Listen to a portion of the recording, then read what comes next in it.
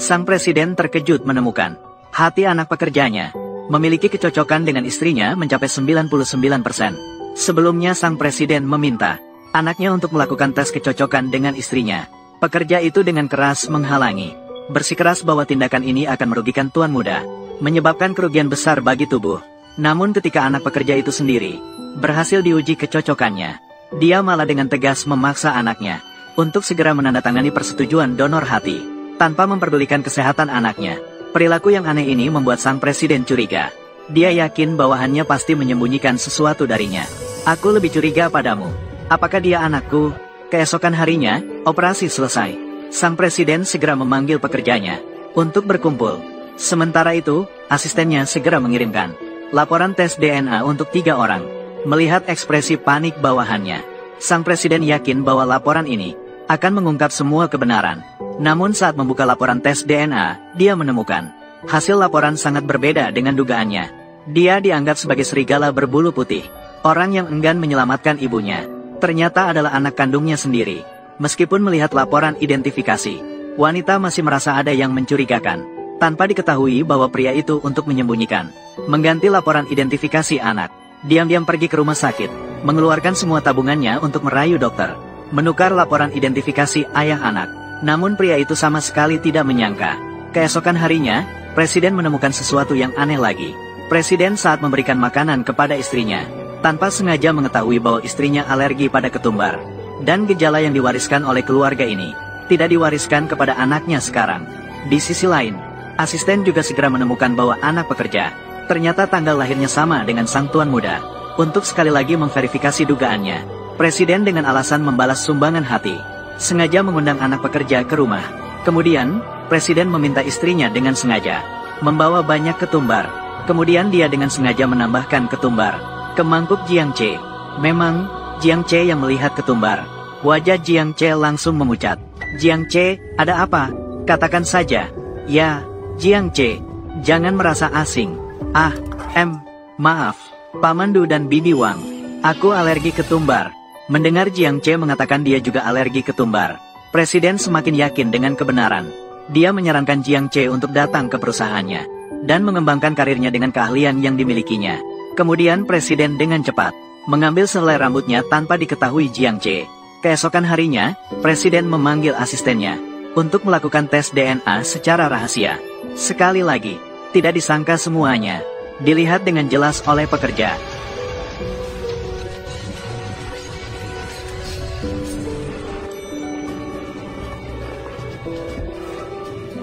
Jiang Che, semangat. Ayah. Jiang Che, kenapa kamu di sini? Bukankah aku sudah menyuruhmu pulang ke kampung? Ya, Presiden Du memintaku magang di kantor pusat. Dia bilang, jurusanku hanya di sini bisa menunjukkan kemampuan sebenarnya. Tidak bisa membiarkan Jiang Che tetap di sini. Kalau tidak, suatu saat Du Qifeng akan menyadari jika Jiang Che adalah anak kandungnya. Ayo pergi, ikut ayah pulang ke kampung. Tinggalkan kota Jiang. Jangan pernah kembali lagi. Ayah, mengapa kamu selalu menyuruhku pulang ke kampung? Apa yang aku miliki di kampung halamanku? Apakah layak untuk kembali? Dengarkan kata ayah. Ini untuk kebaikanmu. Aduh, ayah. Aku dengan susah payah keluar dari pegunungan. Presiden Du sangat menghargaiku. Bahkan membiarkanku bersaing untuk menjadi presiden grup. Namun kamu menyuruhku kembali. Apakah kamu tidak ingin aku sukses di masa depan dan membalas jasa pengasuhanmu? Apa gunanya jika kamu sukses? Padahal bukan anak kandungku. Aku tidak bisa membiarkanmu mempengaruhi anak kandung Du Fei mewarisi grup Du. Ayah, jangan khawatir. Aku tahu kau peduli. Berjuang keras di kota besar. Tenanglah, aku bekerja di grup Du. Pasti tidak akan memalukanmu. Ayah, bagaimana kau tahu aku belum makan siang? Anak menyangka jika sang ayah datang untuk mengirimkan sup kepadanya, tanpa tahu bahwa sup ini untuk anak kandungnya. Karena beberapa hari yang lalu mengatakan sakit kepala sedikit, ayah segera memasak sup dengan penuh perhatian dan mengirimkannya. Namun si kaya sebenarnya tidak menghargai sup yang dimasak oleh pekerja, langsung merendahkan. Bahkan pekerjaan pembantu rumah kita, semua sudah terpikirkan. Lagi pula, supmu ini, apa yang ada di dalamnya tidak bersih. Tuan Xiao Fei, bahan makanan ini Semua aku pilih sendiri di pasar. Dipilih satu persatu. Aku memasaknya selama 8 jam. Coba sekarang. Silakan. Aku sudah bilang. Aku tidak makan. Ayah. Dia sakit kepala, kau langsung memasakkan sup. Aku mengambil hati untuk Nyonya Du. Operasi sebesar ini. Mengapa aku tidak melihat kamu membuatkanku sup? Bahkan tidak ada kata-kata perhatian. Tuan muda Xiao Fei. Itu adalah grup Du. Pewaris masa depan. Bisakah identitasmu dibandingkan dengannya? Ayah. Dia adalah seorang tuan muda dari grup Du. Apakah lebih penting daripada anak kandung sendiri? Hahaha. Jangan bicara. Sampah ini memang sampah. Bahkan tidak menghargai keluarga sendiri. Jika kamu masih menganggapku sebagai ayahmu, jadi pergilah dari sini. Jangan malu-maluin di sini. Tuan muda Xiao Fei. Ayo, ayah. Mereka benar. Aku bukan anakmu. Du Fei adalah anak kandungmu. Kamu diam. Sebagai pelayan keluarga Du, Tuan Xiao Fei berkata dia sakit kepala. Aku peduli padanya. Merawatnya adalah hal yang seharusnya. Tuan muda Xiao Fei. Tuan muda Xiao Fei. Sekarang kamu terus-terusan memanggil dirinya Tuan muda Xiao Fei. Ketika dia sakit kepala, berikan dia sup. Aku melakukan operasi pengambilan hati. Menderita sepanjang malam. Saat tidak bisa tidur. Apakah kamu pernah merawatku? Di dalam hatimu. Apakah ada aku, anakmu? Aku bilang, bisakah kamu memberiku sedikit ketenangan? Ah, bisakah kamu dibandingkan dengan Tuan Xiao Fei? HMPH.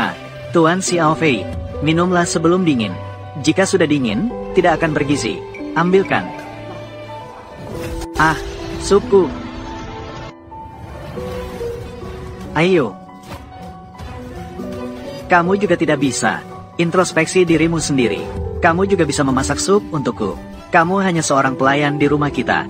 Selalu berbakti padaku sepanjang hari. Apa tujuanmu, Tuan Xiao Fei? Tujuan apa yang bisa aku miliki? Aku hanya peduli padamu. Peduli padaku. Kamu tidak peduli dengan anakmu sendiri. Peduli padaku untuk apa? Ah. Jiang Ce, bukankah kamu ingin minum sup? Sekarang aku akan memberikanmu minum. Bagaimana? Baguslah. Kamu juga coba rasakan. Apakah ada racun di dalam sup ini? Kamu ambilkan itu untukku. Aku tidak salah dengarkan? Salah satu pelayan keluarga kami berteriak-teriak padaku. Ah, jangan lupa ini adalah grup Du. Aku adalah presiden masa depan grup Du. Kamu hanya anjingku.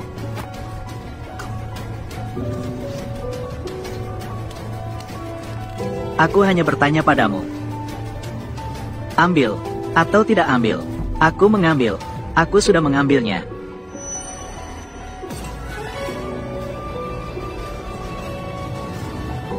Ingin memukulku? Ayo, pukul. Aku akan memukulmu. Jangan, jangan. Tuan muda Xiao Fei. Jiang Ce tidak akan melakukannya. Dia tidak berani. Ternyata dia sama sepertimu. Dia adalah orang yang lemah. Apa namanya ini? Naga melahirkan naga. Feng Huang melahirkan Feng Huang. Anak tikus bisa menggali lubang. Pergi. Du Fei, kamu lagi. Berani memukulku? Kamu berani memukulku? Jangan. Jangan pukul dia. Berhenti memukul. Kalau mau pukul, pukullah aku. Kamu berani memukulku? Kamu sudah bosan hidup? Tuan muda, apakah kamu baik-baik saja? Kamu berani memukul Tuan muda Xiao Fei. Kamu belum minta maaf kepada Tuan muda Xiao Fei. Ayah, sudah sejauh ini kamu masih. Aku meminta kamu minta maaf. Kamu tidak mengerti kan? Ayah, dia jelas-jelas yang mulai membuli kita. Kenapa aku harus minta maaf padanya? Aku tidak percaya. Di dunia ini tidak ada keadilan. Tidak ada hukum lagi. Kamu masih keras kepala. Kamu baru pertama kali kerja. Langsung memukul Tuan Xiao Fei. Kedepannya, kamu bahkan mungkin akan membuat masalah yang lebih besar. Kamu pergi kembali ke kampung halaman. Ayah, aku tidak akan kembali. Kalau kamu ingin pulang, pulanglah sendiri. Sekarang Presiden Du sangat menghargaiku. Aku tidak akan menyerah. Jiang Ce, dengarkan ayahmu sekali saja. Bagaimana kalau kita pulang ke kampung halaman? Ayah, kalau kamu tidak menjelaskan dengan jelas, aku tidak akan kembali. Jiang Ce, Sudah 28 tahun. Ayah belum pernah meminta sesuatu darimu. Kali ini, ayah memohon padamu. Pergi kembali ke kampung halaman dengan ayah. Kamu memukul orang lalu ingin pergi. Aku memberitahukan padamu. Tidak akan terjadi. Hei, Tuan Xiao Fei. Semua kesalahan Jiang Ce. Aku akan meminta maaf untuknya. Biarkan dia pergi. Biarkan dia pergi bersamaku. Bagaimana? Pergi. Apakah kamu punya hak untuk bicara di sini? Kamu berani memukul ayahku? Aku akan membunuhmu. Hai, jangan. Ayah, sudah sampai seperti ini. Kamu masih melindunginya. Akhirnya, apakah aku benar-benar anak kandungmu? Tentu saja. Tentu saja kamu adalah anak kandungku. Apakah Jiang Ce benar-benar anak kandungmu? Apakah ini pasar? Sangat berisik. Apa ini tata krama? Ini adalah grup Do. Ini bukan tempat untuk kalian berisik. Ayah, karena dua pelayan ini. Diam. Lihatlah dirimu sendiri. Dan keluarga Do. Apakah ini wajah pewaris? Ceroboh. Sangat tidak masuk akal. Aku malu untukmu. Ayah, apakah ini cara berbicara dengan anakmu sendiri? Aku bilang diam. Apakah kamu tidak mendengar? Presiden Du, tidak ada yang perlu dikhawatirkan di sini. Aku membawa Jiang Ce pulang. Masih banyak pekerjaan di kampung halaman. Tunggu. Akulah yang membiarkan Jiang Ce untuk belajar di grup Du. Kamu membiarkannya kembali ke kampung halaman. Hanya akan menghambat masa depannya. Presiden Du, jangan bicara lagi. Aku sudah bilang sebelumnya. Jiang Ce berbakat. Hanya di grup Du. Bakatnya bisa berkembang sepenuhnya. Apakah kamu tidak ingin anakmu memiliki prestasi yang gemilang? Bagaimana bisa? Apakah ada orang yang tidak ingin anaknya sukses? Tapi sifat Jiang Ce tinggal di sini pasti akan menyulitkan grup Du, menimbulkan masalah besar. Nanti, jika ada masalah, aku akan bertanggung jawab. Selain itu, membiarkan Jiang Ce di grup Du sebenarnya untuk bersaing dengan anak durhaka, bersaing untuk posisi presiden. Tidak, ayah, kamu ingin memberikan grup Du kepada orang bernama Jiang ini. Ini bukan pemberian. Ini adalah persaingan sehat denganmu. Ini bukan pemberian. Ini adalah persaingan sehat denganmu. Nyonya, ibu, lihatlah ayah. Dia ingin memberikan grup Du ini kepada orang bernama Jiang ini. Apakah dia masih mengakuiku sebagai anaknya? Qi Feng, ini laporan tes DNA baru.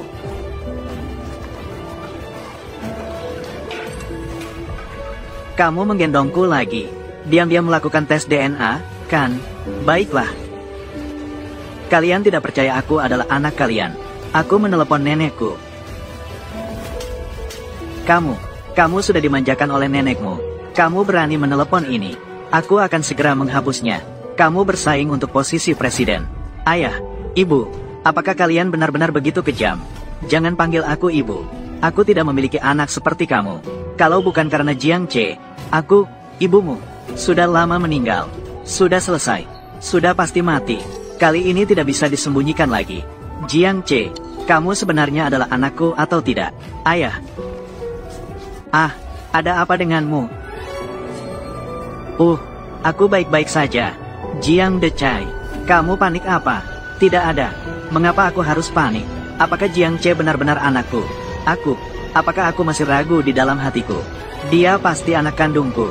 Tidak bisa lari.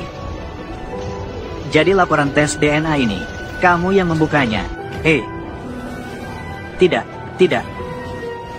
Kamu gugup apa? Bukankah hanya membuka satu berkas? Ini bukan sekadar membuka berkas. Ini tentang nyawaku. Ayah, kamu juga pernah mengatakan, aku pasti adalah anak kandungmu. Jangan takut. Buka, kamu. Lalu aku akan membukanya. Jiang Decai.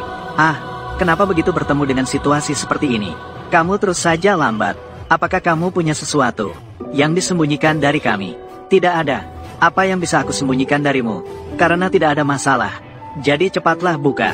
Tunggu apa? Nyonya, kalau begitu lupakan saja. Kamu dan Tuan Muda selalu hidup dalam damai. Janganlah karena satu hal ini, laporan tes DNA, dan terluka hubungan antara ibu dan anakmu. Jiang Decai, laporan ini, kamu harus membuka. Sejak dia menolak untuk mendonorkan hatinya, aku sudah kecewa padanya. Ibu, apakah kamu benar-benar ingin aku mendonorkan hatiku dan meninggalkan efek samping? Bagaimana aku bisa memiliki anak yang egois? Jiang Decai, kamu juga sudah seperti keluargaku. Aku akan bertanya sekali lagi kepadamu. Hari ini, kamu harus membuka, atau tidak? Sangat lambat, jika kamu tidak membukanya. Jadi, aku akan membukanya.